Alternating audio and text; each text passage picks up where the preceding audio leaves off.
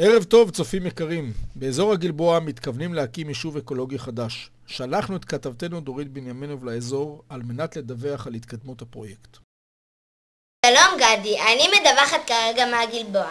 במקום זה בדיוק מתוכנן יישוב אקולוגי ידידותי לסביבה בשם נורית.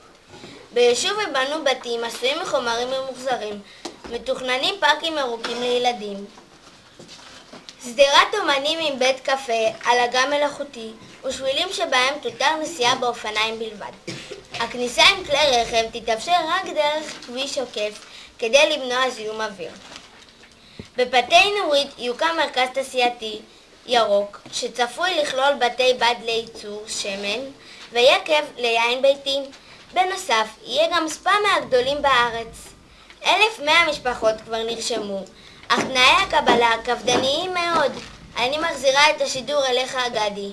תודה דורית. ובאותו עניין התקיים באשדוד שבוע איכות הסביבה, ובבית ספר מוריה התבצעו מגוון פעילויות.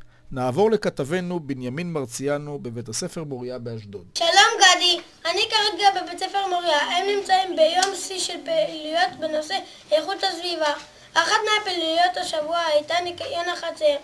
תלמידי כיתה ד' קיבלו שקיות וכפפות וניקו את חצר בית הספר.